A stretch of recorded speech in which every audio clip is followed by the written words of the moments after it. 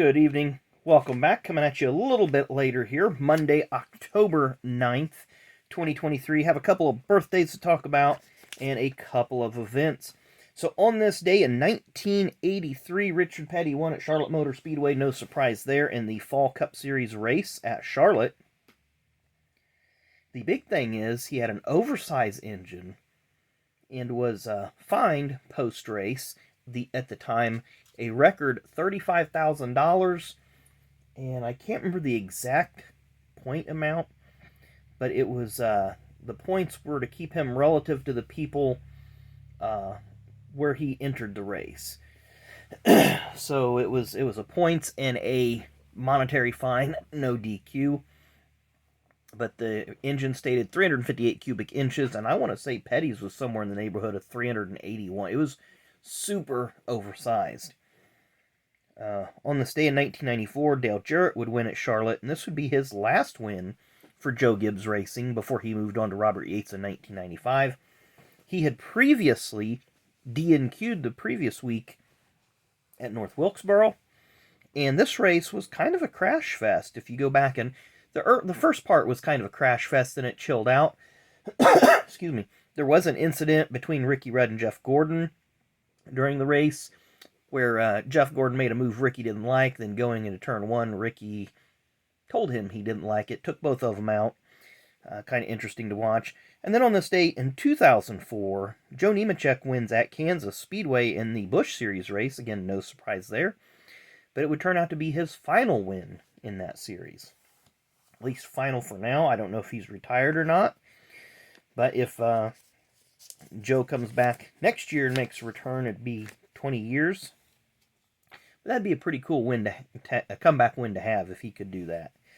So anyway, a few birthdays today. I don't have a date for this one, but former crew chief for, I believe he was with Tony Stewart for a bit. I know he was crew chief for one of Jimmy Johnson's Daytona 500 wins. And he's kind of floated around the garage with different teams. Mr. Darian Grubb. If you remember, he was crew chief in 2006 for Jimmy's Daytona 500 win when Chad Knaus was suspended. Born on this day in 1954, West Coast driver, only ran a handful of Cup Series races, but he was always a contender in the Winston West Series, Mr. Ron Esau.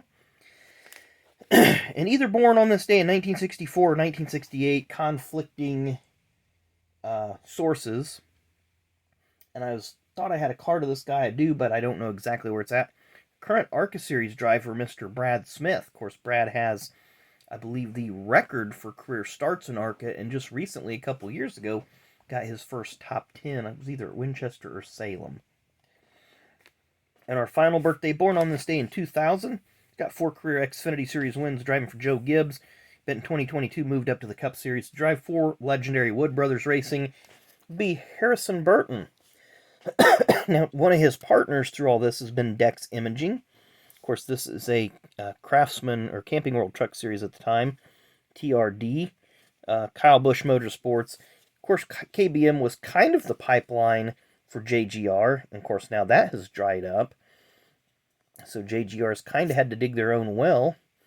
And they kind of use the ARCA Series for that stepping stone now. And Harrison, in the Cup Series, I don't want to say it, but he hasn't been really competitive. And you look at his numbers and compare them to, say, Matty D's numbers or even Paul Menard's numbers in the 21 car. Paul and Matt D did make at least one playoff in the 21.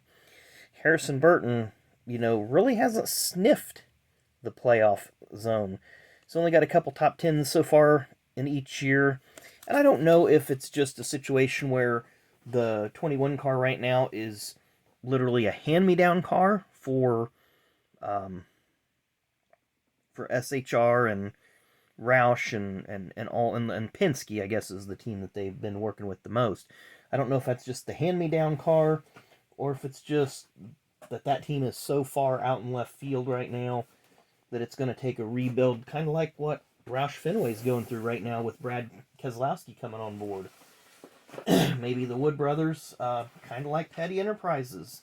Just an old school team that hasn't really adapted the new school ways. So we'll just have to wait and see. I think Harrison's going to come back next year. And my opinion with Harrison is I think he'll come back next year. And if he continues to run in that 25th to 30th in points, Ford and Motorcraft and the Wood Brothers and their partners are going to say, hey, we got to get somebody else in here. And somebody else is going to come in there. Maybe it's Zane Smith. Maybe it's, somebody else. I don't know.